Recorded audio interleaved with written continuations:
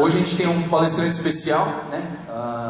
Quem vai estar trazendo a palavra para a gente é o pastor Teófilo, né? Teófilo Kei Hayashi, e ele é meu primo também. E assim, é um prazer muito grande ter ele. Eu acompanho ele desde que era pequeno. Vou contar 2 casos, né? Que sejam não constrangedor, mas assim, alegre. Quando eu tinha mais ou menos uns 17, 18 anos, eu estava muito incomodado. Deus estava tocando muito no meu coração e eu queria conhecer e buscar mais de Deus. E eu estava a minha igreja era uma igreja bem assim calma, bem conservadora assim, e um dia eu estava buscando muito de Deus. E um dia o meu primo, o Teófilo, ele apareceu num acampamento, né? E ele era pequenininho, ele devia ter eu tinha 18, ele tinha uns 12, coisas assim. E ele veio assim no acampamento, ele olhou para mim e falou assim: Joel, eu vim aqui por uma causa. Eu falei: por quê? Eu vim aqui para falar para você que você vai receber o batismo com o Espírito Santo. E foi embora brincar no parquinho, cara, né? Camarada, o que você veio fazer aqui? E assim, eu lembro que nesse acampamento ele causou uma revolução, porque o quarto dele inteiro se converteu. Ele começou a falar de Jesus para todas as pessoas da idade dele, e todos se converteram. Foi um negócio muito impressionante. Mas para mim foi muito marcante, porque a partir daquele momento eu fiquei encucado, eu fiquei pensando o que é esse tal desse batismo com o Espírito Santo, o que é essa vida com o Espírito Santo, e imergir, mergulhar no Espírito Santo. E ele é mais novo que eu, mas ele me ajudou a encontrar esse caminho mais profundo com Deus. E é um fato que aconteceu. Só uma outra coisa que eu acho que pouca pessoa sabe, o meu primo, ele queria ser rapper, né? Ele gostava de um cantor rapper chamado T-Bone, né? E a gente criou um grupo, ele e um tal de Rodriguinho, e a gente começava a escrever rap, e a gente ficava cantando rap. Era muito engraçado. Mas assim, hoje o Teófilo é um pastor avivalista. Avivalista, ele não prega só no Brasil. Ele estudou no Colégio Paca, talvez muitas pessoas que se identifiquem com isso. Mas ele é um homem de Deus que prega pelo mundo e que tem ministrado ele tem um ministério chamado Dunamis, que é um ministério que envolve muitos jovens do Brasil inteiro. E ele tem sido um instrumento de Deus para a transformação de muitas vidas, para a transformação de locais inteiros, cidades inteiras. E assim, é um prazer muito grande estar com o meu primo aqui, né, o pastor Teófilo, e eu vou estar dando o microfone para ele estar ministrando para a gente hoje. Então vou dar uma salva de palmas para ele.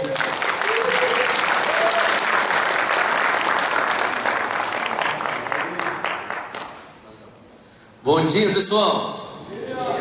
É uma honra poder estar aqui com vocês. Que nem o Joel disse, né, o pastor Joel, meu primo. Para mim é algo assim muito especial poder estar aqui. Pastor Moisés, muito obrigado por estar abrindo. O pastor Moisés me conhece minha irmã, na verdade, que é muito amiga da Esther, há muitos anos, e ver o que Deus está fazendo com a nossa geração é uma alegria. Eu também queria, antes de entrar na palavra, apresentar um amigo e a minha esposa e o meu filho que estão aqui. Eu pedi para a Júnia, meu filho Zé, que está aí, e o meu amigo Chiquete, que é lá da nossa igreja. Eles estão aqui nos visitando, eu trouxe eles para estarem parte junto com a gente. Glória a Deus.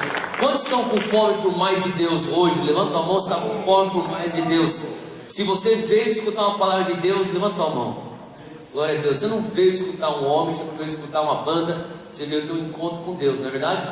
E eu queria começar orando e pedindo a bênção do Espírito Santo sobre nós nesse momento. Senhor Deus Pai, nós te agradecemos porque o Senhor é um Deus bom. Te agradecemos porque o Senhor é um Deus de novidade de vida, e o Senhor tem novidades para nós constantemente. E Pai, hoje nós sabemos que as Tuas misericórdias se renovaram por nós, e também sabemos que o Senhor tem algo especial para nós nesta manhã. Então Pai, eu peço agora que o Senhor fale conosco.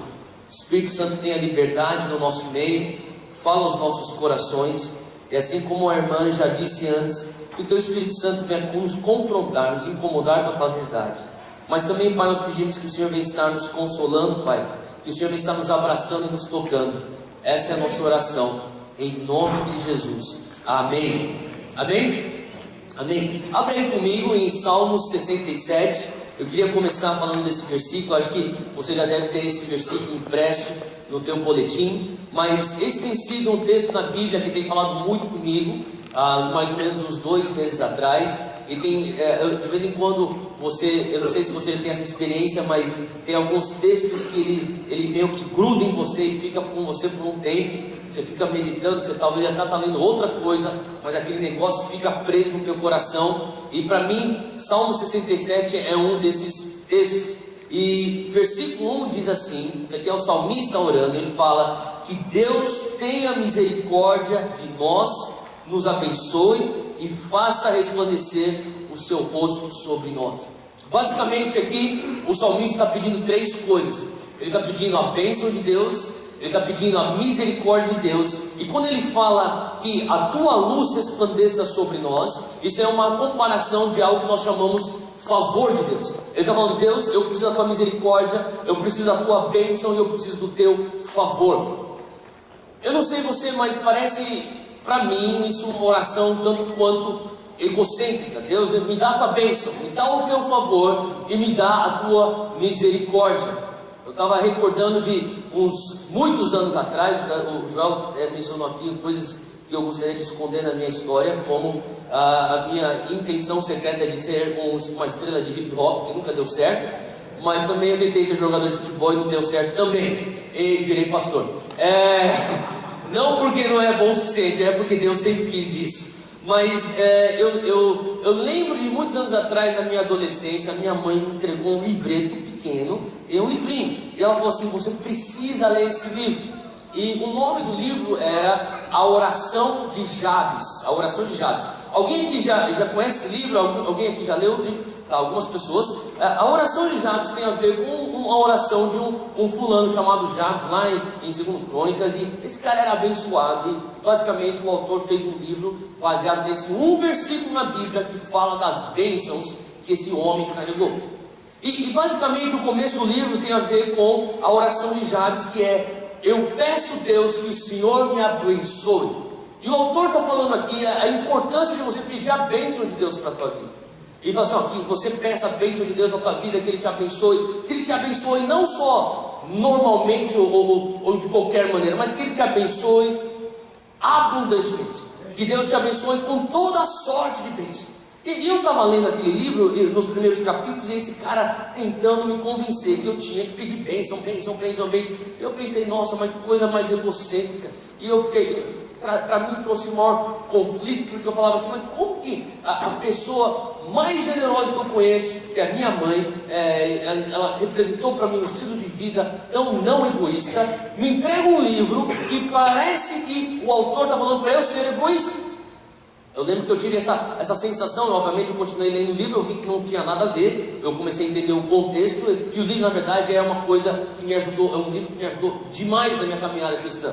Mas eu lembro que quando eu estava lendo esse Salmo 67, versículo 1, eu comecei a ter a mesma impressão. Falei: nossa, Davi, ele não tem vergonha não de pedir bênçãos, o salmista quer bênção mesmo. E o Senhor até começou a mostrar no meu coração até um pouquinho de uma pitadinha de um senso crítico. E quando eu entrei no versículo 2, eu queria que você acompanhasse comigo. Versículo 2 diz assim: para quê? Fala comigo: para quê? Para quê? Tem a ver com um objetivo, tem a ver com o destino daquilo que ele pede no versículo 1. Ele fala assim: ó, para que, olha só, sejam conhecidos na terra os teus caminhos, para que seja conhecida a tua salvação entre todas as nações. Eu acabei de mencionar aqui da minha mãe sobre uma coisa que minha mãe sempre me ensinava desde pequeno. Ela falava assim: em tudo que você fizer na vida, seja algo do teu próprio lazer, seja uma busca na área acadêmica, seja algo na tua profissão, seja algo nos teus relacionamentos, pergunte: para quê ou por que eu faço isso? Nunca faça nada só por fazer. Tenha um senso de propósito, de uma razão, de um destino, de um objetivo para onde você está indo. Então, enquanto eu estou na minha busca com o Senhor Jesus, eu me pego perguntando: para que eu estou buscando isso? Por que eu estou fazendo isso? Por que eu venho domingo às 11h30 da manhã aqui me reunir com meus irmãos à igreja? Por quê? Para quê? E da mesma maneira você começa a perguntar: para que Davi pede, ou o salmista pede tantas bênçãos de Deus, a misericórdia de Deus? Porque ele pede o favor de Deus. Ele deixa claro aqui: para que as nações conheçam os teus caminhos, para que a tua salvação venha ser conhecida por todas as nações. Eu comecei a entender que, sabe, aquilo que parecia a oração mais egocêntrica se torna então, uma vez que eu tenho um senso de propósito, a oração mais generosa. Se você realmente quer abençoar pessoas, você não consegue dar aquilo que você não tem. Deus, eu preciso ter algo da tua parte para eu espalhar isso pelas nações. Deus, eu preciso ter algo que vem de ti, para que outros venham ser abençoados como eu fui. Sabe, eu creio que Deus está nos desafiando hoje a termos uma teologia saudável quanto às bênçãos e à prosperidade de Deus. Tanto tempo nós temos escutado pela mídia, e você vê tantos maus exemplos quando se diz respeito ao Evangelho no Brasil e também em outras nações, os abusos, as manipulações das bênçãos e da prosperidade de Deus. E eu penso que é um momento apropriado, extremamente, diante dos acontecimentos que a nossa nação está passando, a crise que se instala não só na política e na economia, mas eu também diria na ética e na moralidade, e principalmente a crise de liderança que nós temos como nação. Nós entendemos o porquê que Deus nos põe em posições de influência. Nós entendemos o porquê que Davi tinha um coração que ousadamente falava: Deus, eu preciso das tuas misericórdias, eu preciso das tuas bênçãos, eu preciso do teu favor em mim. Mas para as nações, para que as nações conheçam os teus caminhos.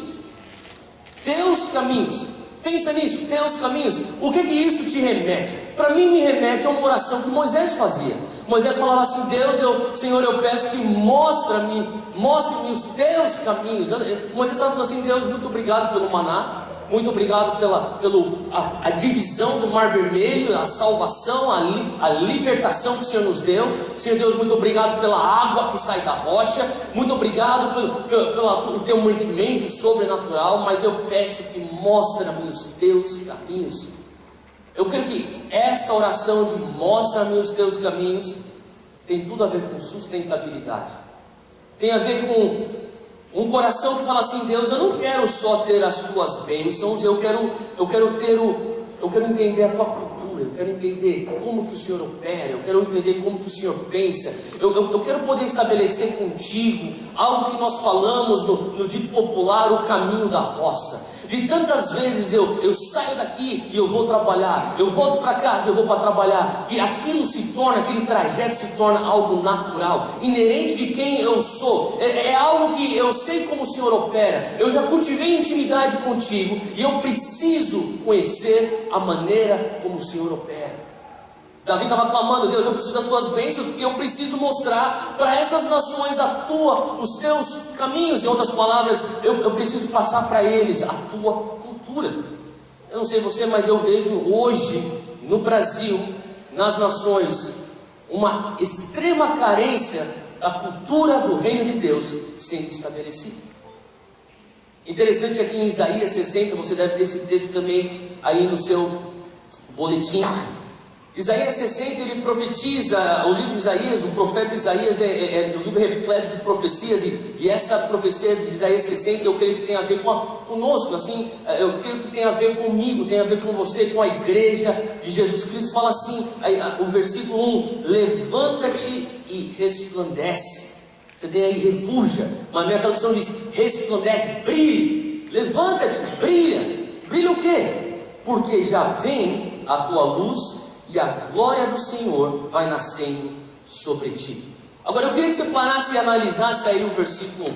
Levanta-te, brilha, resplandece, porque já vem nascendo a tua luz. Calma aí, Deus, então quer dizer que a luz nem chegou para mim ainda? Ele fala: não, está vindo, mas levanta-te e resplandece. Mas como que eu vou levantar e resplandecer algo que hoje eu ainda não tenho?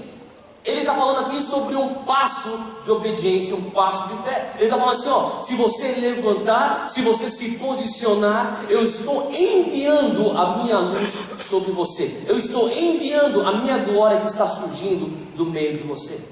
Agora, isso aqui no contexto, você tem que entender aqui no versículo 2. Ele continua profetizando, dizendo assim: porque eis que as trevas cobriram a terra, e a escuridão os povos. Mas sobre ti, fala comigo bem alto, mas sobre mim o Senhor virá surgindo, e a sua glória se verá sobre ti. Sabe, aqui ele está mostrando dois lados de uma moeda. Um lado ele está falando assim, ó, as trevas estão cobrindo a terra, a escuridão está vindo sobre os povos. Em outras palavras, é ponto passivo, vai acontecer isso.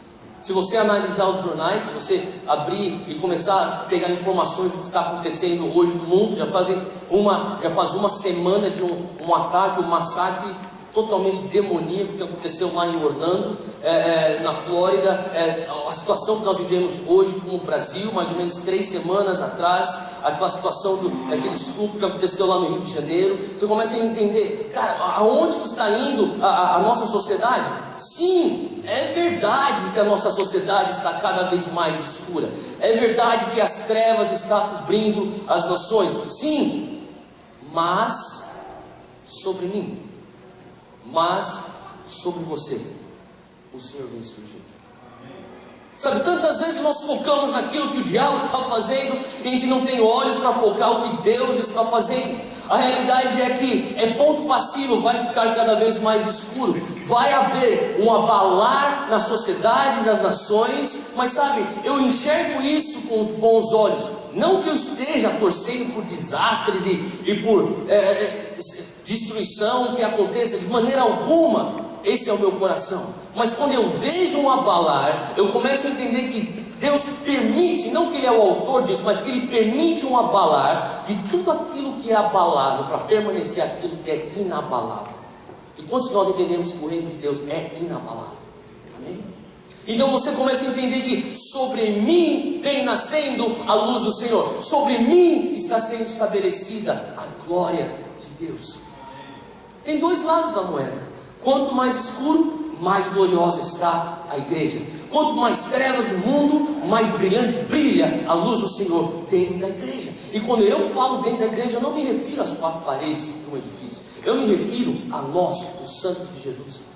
Eu me refiro a você que é sal da terra, você que é luz do mundo, inserido dentro da tua sociedade. E eu começo a entender a urgência de Isaías, que fala, cara, você precisa se levantar, você precisa brilhar. Por quê? Porque vai ficar cada vez mais escuro.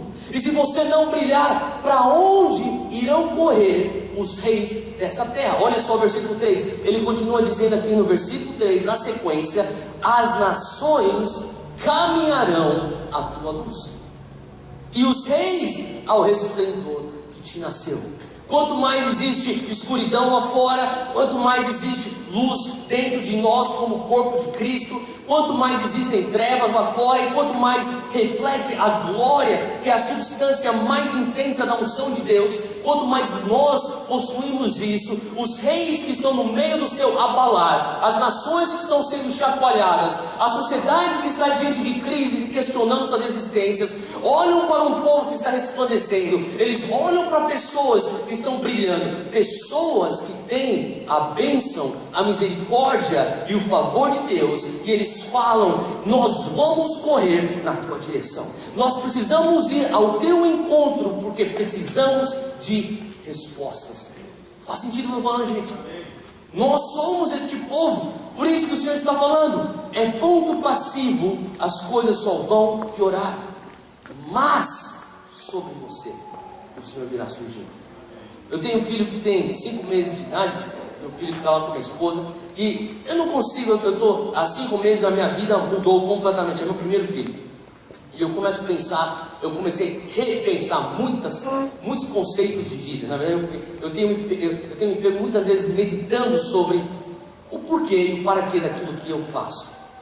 Eu tenho meus momentos com meu filho, na verdade eu via meus amigos que tinham filhos, e eu via como eles mudavam suas vozes diante do filhinho, tipo, ai filhinho, eu falava, nunca vou fazer isso, cara. Quando eu tiver meu filho, você nunca vai me pegar fazendo esse papel de besta.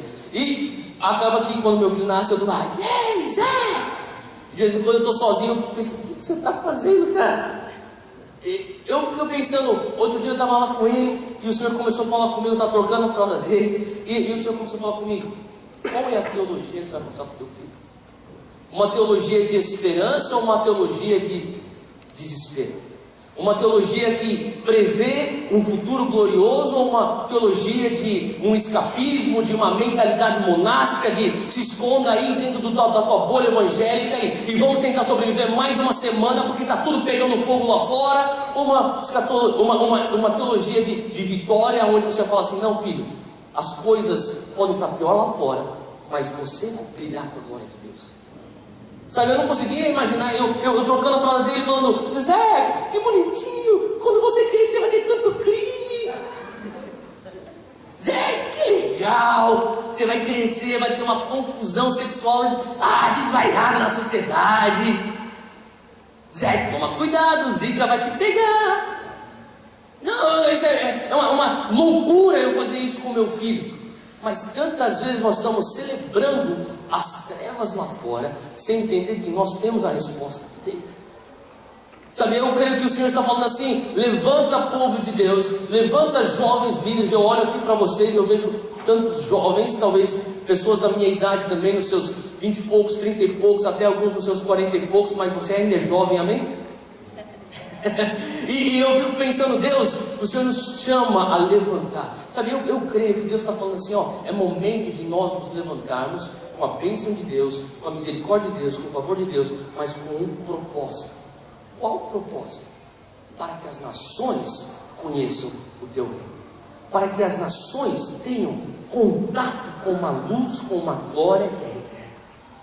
Sabe, isso tem a ver com você servir a Deus não atrás de um púlpito.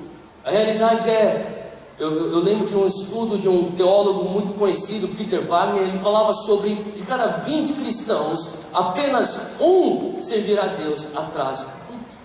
Agora, por que os outros 19 farão? Eles serão luz, eles serão o reflexo da glória de Deus em todas as esferas da sociedade. Faz sentido? Eu creio que hoje o Senhor está levantando pessoas na política que vão falar assim: sim, existe trevas aqui, sim, existe escuridão aqui, mas sobre mim a glória do Senhor vem surgindo, mas sobre mim a sua luz vem resplandecendo. Amém? Eu creio que no meio de toda a corrupção que nós estamos vendo, até no setor empresarial, o Senhor está falando assim: que levante-se no meio empresarial, que se levante no meio dos negócios, jovens líderes, empresários, com a mentalidade, com a cultura do reino de Deus, que não tem medo de falar: Senhor, eu peço que o Senhor me abençoe, eu peço que o Senhor me dê misericórdia, que o Senhor me dê o teu favor, porque se o Senhor me der o teu favor, a tua bênção com a misericórdia, eu vou resplandecer a tua luz nesse meio, eu vou fazer ser conhecidos aqui, nesse meio empresarial, os teus caminhos. Sabe, todo mundo pode participar desse mover de Deus, aonde nós vamos nos levantar e brilhar a luz de Jesus Cristo. Faz sentido o que eu estou falando? Eu estava conversando outro dia com um recém-convertido. Ele é um ator da Globo, e ele e sua esposa fizeram diversas novelas, e eles vieram conversar comigo. Eu estava passando tempo lá no Rio de Janeiro, e a gente passou um tempo juntos, e eles estavam falando assim: Theo, a gente está sentindo de Deus. Eles tiveram realmente uma revolução em suas vidas. Eles falaram assim: Theo, o que a gente tem que fazer? Será que a gente tem que largar a mão de atuar? A gente tem que, é um meio tão difícil. E eu falei: não, na verdade você não tem que largar a mão de atuar. É justamente aí que você tem que estar. Você tem que brilhar a luz de Deus. Sabe, e na verdade, esse discurso de nós sermos a luz de Deus, de nós sermos os portadores da glória, numa atmosfera ou num ambiente, numa esfera de negócios, de política, de educação, da família, das artes e entretenimento, da comunicação e na mídia, na verdade isso requer muito mais de nós do que uma mentalidade de mosteiro, de nos escondermos dentro das quatro paredes da igreja, onde o nosso cristianismo é limitado pelo nosso ajuntamento geográfico. Requer muito mais. Eu estava conversando com esse ator e eu falei assim: cara, na verdade você tem que permanecer aí, ser sal da terra e luz do mundo. E no meio da conversa era algo que eu já sabia que eu teria que eventualmente abordar com ele, mas ele chegou na conclusão e falou assim: Theo, é mais difícil eu permanecer lá na Globo, né? Eu falei: porque Deus vai ter que tratar a tua alma, Ele vai ter que sarar todas as tuas fissuras. Se você pegasse a alternativa de ir para, sei lá, fazer um filme gospel, e sair da tua área de influência e fazer uma coisa numa subcultura ou num gueto evangélico, na verdade você não teria nem que ser confrontado tão a fundo com o Espírito Santo. Mas diante da influência que você está, diante da exposição que você vai se encontrar lá, e você já se encontra, é necessário que você venha fazer uma sondagem com você, tão minuciosa, uma sondagem que é justamente a oração de Davi, que fala: sonda-me e conhece-me e vê se há em mim algum caminho mau, porque as tentações são maiores, porque a tua identidade tem que ser tão fundamentada em quem você é em Jesus, para que você não venha fazer aquilo que o povo de Israel fez. Eu não sei se você lembra na saída do povo de Israel, no Êxodo. Israel, ele não é só apenas um povo que é liberto, e Moisés não apenas é um libertador. O povo de Israel, ele sai com despojos, vocês lembram disso? Eles saem com ouro, eles saem com despojos, eles saem com fazenda, e eles começam então essa peregrinação, e alguns teólogos dizem que foram entre 3 a 4 milhões de pessoas saindo do Egito, Moisés liderando esse povo para sair para uma terra prometida que eles nem sabiam onde era exatamente, e naquele trajeto o Senhor falou assim: não, vocês vão sair daí com ouro, com despojos. Sabe, eu creio que Deus quer nos dar despojos, eu creio que Deus quer nos dar ouro. E o que eu estou falando aqui não é uma teologia de prosperidade leviana, o que eu estou falando aqui é uma teologia de prosperidade com um propósito. Por quê? Para quê? Eles saíram de lá com ouro, mas em algum momento naquela trajetória eles perderam o senso de propósito, do porquê e do para quê, e de repente aquele ouro que era para ser usado justamente na construção do templo, um lugar onde eles iriam adorar a Deus livremente, porque se vocês recordam, era justamente esse o argumento de Moisés a Faraó: deixa o meu povo ir para que nós venhamos adorar o Senhor livremente. Vocês lembram disso? E de repente, aquele ouro, aquele despojo que era para ser usado no templo, em algum momento na trajetória da vida deles, eles perderam suas vistas do propósito de Deus, do destino da bênção, da real razão da qual Deus deu a eles despojos, e formaram então um bezerro de ouro. Sabe, eu estava conversando com aquele meu amigo e falava assim: irmão, você está sendo chamado por Deus para ser fiel com despojos. Deus te deu um despojo que para Israel era o ouro do Egito. Para você é uma influência, é uma plataforma que você tem, e talvez na maior plataforma da mídia e comunicação que o Brasil tem. E Deus te deu isso, só que o que o Senhor está querendo falar para você é: será que você vai ser fiel com o despojo dele? Será que você pode fazer da tua oração a oração de Davi: me abençoa, me dá misericórdia, me dá favor, porque eu não vou perder de vista o propósito da tua bênção. É para que as nações conheçam a tua cultura, é para que as nações venham ter contato com o teu reino. Será que você pode então pegar uma plataforma, que é a plataforma que você tem hoje, na emissora que você trabalha, e você tratar tanto o teu coração, e você conseguir sanar todas as fissuras da tua alma, e você olhar para você mesmo e falar assim: sabe, eu peço a Deus que o Senhor me sonda, que o Senhor me conheça, porque eu quero tratar todos os tendões de Aquiles que eu venha ter na minha vida, porque eu não quero dar nenhuma brecha para que o inimigo venha, através das bênçãos que o Senhor me dá, roubar o meu coração. Eu creio que é momento que nós, como jovens líderes e como a geração que está hoje carregando a incumbência, o bastão para ser luz nessa terra, devemos ter essa oração: Deus, eu não estou com medo das tuas bênçãos, porque eu sei em quem tenho crido. Eu não vou ter uma atitude reacionária aos abusos que eu já tenho visto acontecer, especialmente na mídia, onde pessoas pegam o teu desejo de nos abençoar e de uma maneira distorcem isso para os seus próprios ganhos. Não, eu não vou tentar agir pela lei da compensação, como se eu pudesse te ajudar, como se eu pudesse defender a causa do Evangelho e falar: porque eles estão procurando bens para os seus próprios ganhos, eu vou adotar um discurso de pobreza, de mentalidade de mosteiro, onde eu fico aqui sem ter influência. Não, para mim nada mais é do que, no dito popular, um migué. Você está fugindo da tua responsabilidade. Hoje Deus nos chama como líderes para assim: sim, eis-nos aqui, assim como o salmista dizia, nos abençoa, Deus, porque eu sei em quem tenho crido. Nos dá o teu favor, Deus, porque eu sei porque o Senhor me favorece. Eu entendo que o Senhor me dá teu favor, o Senhor me dá a tua bênção, não por mim, mas pelas pessoas que me cercam. O Senhor olha para o Brasil e Ele vê assim: como que eu consigo abençoar o Brasil? O Senhor olha para o Bom Retiro, olha para São Paulo e fala: como que eu consigo abençoar aquela região? E quando o Senhor olha, pessoas que falam: Deus, eu não tenho medo das tuas bênçãos, me abençoa. Eu sei por que o Senhor vai me abençoar. Eu sei para onde vai esse ouro que o Senhor me dá de despojo. Vai para abençoar as nações da terra. Vai para que eu venha ser um conduíte da tua glória na minha região. Vai para eu ser um conduíte das tuas bênçãos na minha nação. É por isso que o Senhor vai me abençoar. Sabe, na verdade eu creio que Deus está procurando pessoas que não vão falar assim: sim, Deus, me abençoa. Ah, Deus quer abençoar. Ah, me abençoa, me abençoa. E quando Deus abençoa, fala assim: vamos construir nosso bezerro de ouro. Sabe, isso é e tem sido o discurso de uma teologia de prosperidade fora do contexto bíblico. Se você começa a analisar a Bíblia, o Senhor está falando assim: que se levantem então os cidadãos do reino, que irão ser sal da terra e luz do mundo. E eu estou aqui hoje para falar para você: você é esse cidadão do reino. Que Deus quer te usar nos teus negócios, que Deus quer te usar com os teus sonhos de carreira política, que Deus quer te usar na tua causa de ativismo social, que Deus quer te usar no lugar onde você exerce a tua profissão no meio da comunicação e da mídia, que Deus quer te usar como aquele que vai transformar o sistema educacional do Brasil, que Deus quer te usar dentro da tua família. E no meu caso, no caso do João e do pastor Moisés, Deus quer nos usar na esfera da igreja. Mas o que eu faço não é mais espiritual do que você faz, aonde você leciona. O que eu faço não é mais espiritual do que você faz na agência de propaganda onde você trabalha. Não, porque todos os lugares, quando você entende aqui, o reino de Deus é muito maior do que a igreja. O reino de Deus existia antes da igreja.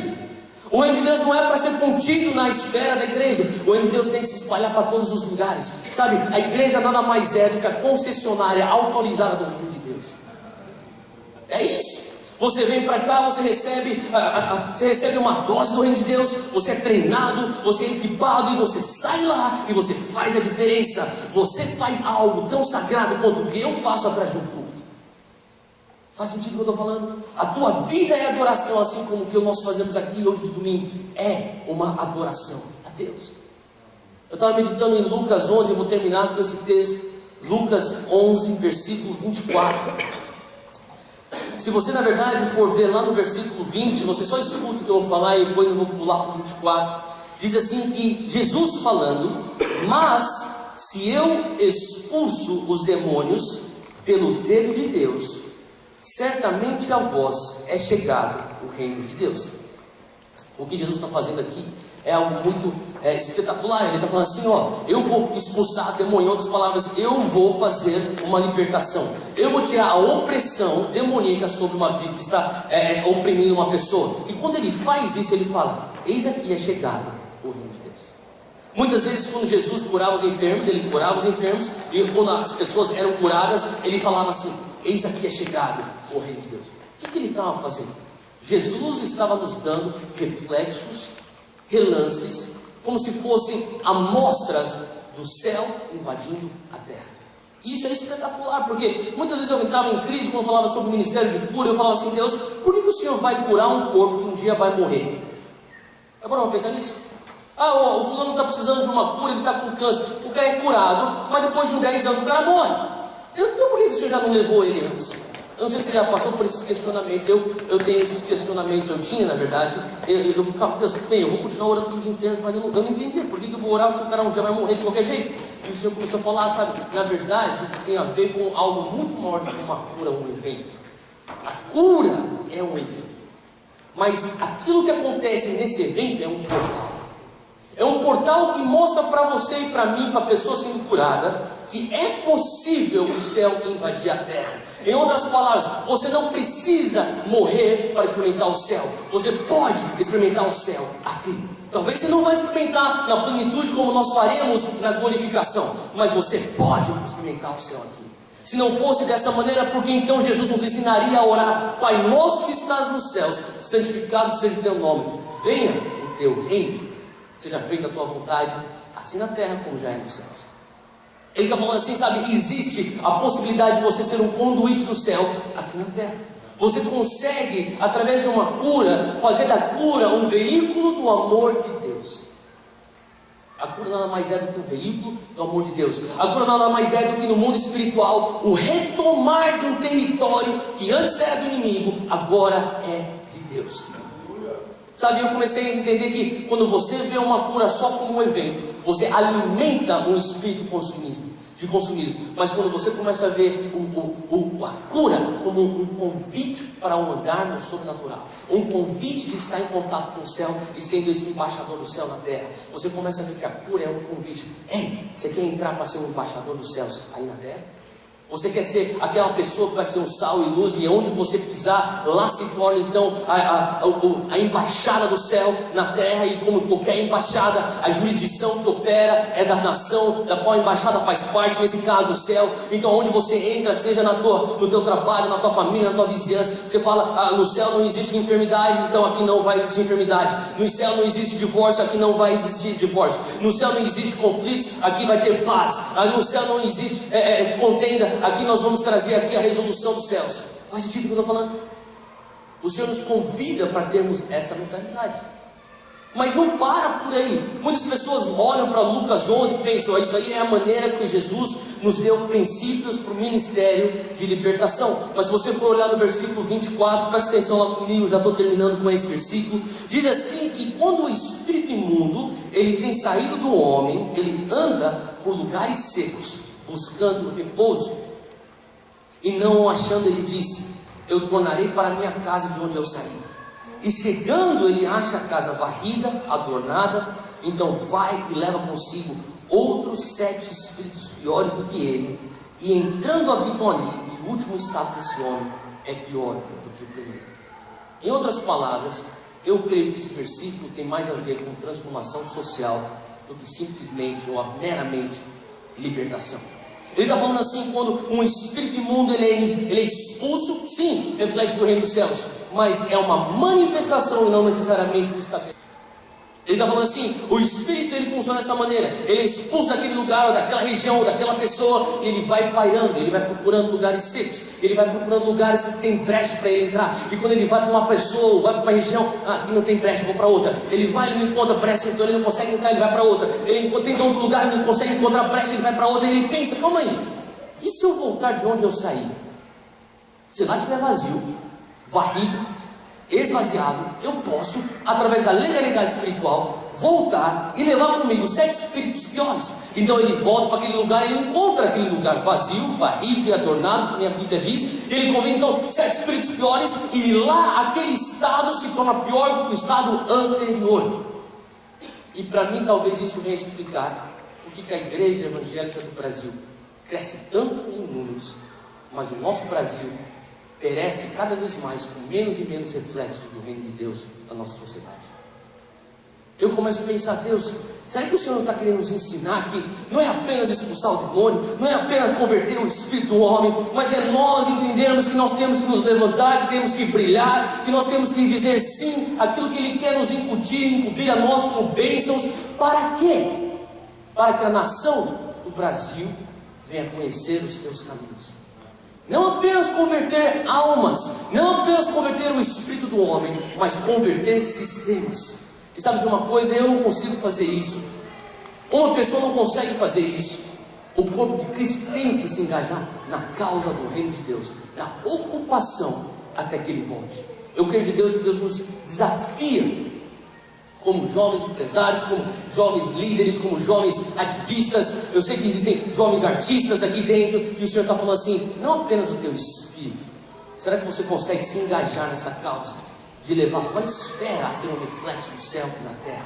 Será que você pode ser um embaixador e que nem aquele embaixador que atua sobre a jurisdição que ele tem do seu país, a autoridade que ele tem? Quando se entende que nós não somos deste mundo, nós somos peregrinos aqui, e você carrega toda a autoridade. Jesus fala assim, toda a autoridade me foi dada, Ele nos repassa. Em outras palavras, o inimigo não tem nenhuma autoridade. Se toda a autoridade Ele retomou, está com você também, está comigo também. O mesmo Espírito Santo que ressuscitou Jesus Cristo dos mortos habita em mim e em você. Então quando nós temos essa mentalidade de ocupação, nós entendemos que sagrado não é o que nós fazemos só de domingo. Sagrado não é o que acontece atrás do púlpito. Sagrado é você refletindo a luz de Deus no teu trabalho. É você brilhando e resplandecendo na sociedade. É você não fugir daquilo que Deus quer te abençoar. É você fazer da oração de Davi a tua oração. Me abençoa, Deus. Me dá o teu favor. Me dá a tua misericórdia. Eu não vou perder de vista o propósito das tuas bênçãos. Eu não vou perder de vista. É para as nações terem contato com o teu reino. Sagrado é você se levantar e falar: Deus, por mais que o mundo esteja tenebroso, se eu não me levantar, então o que será então esses reis das nações? Para onde eles caminharão? Quando eu me levanto, o Senhor brilha a tua luz sobre mim. E no abalar que nós estamos experimentando, eles virão falando: ei, vocês têm uma luz, vocês têm uma glória, mostra-me para mim essa luz. Eu creio que Deus nos desafia para isso. Acho que Deus hoje quer nos realinhar com um entendimento de por que Ele quer nos abençoar. Não para nós mesmos, mas para as pessoas que nos servem. Amém? Fica de pé, eu quero orar com você.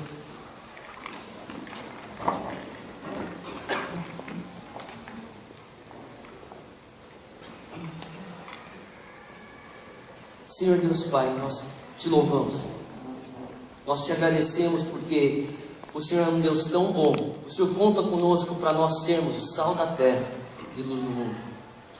O Senhor nos chama e nos convida a participar da invasão do teu reino nessa terra.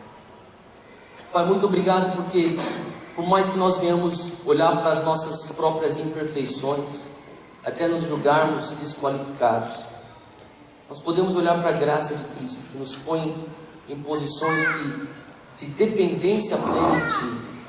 E é justamente nesse momento de dependência que Tua graça se aperfeiçoa.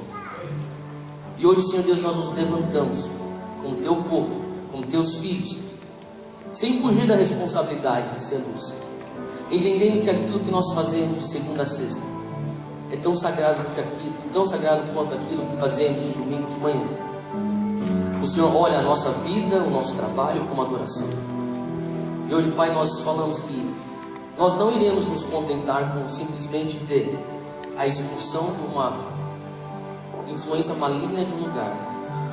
Nós iremos ocupar, nós seremos bons mordomos, nós iremos enxergar a nossa esfera de influência como uma embaixada do reino de Deus em potencial.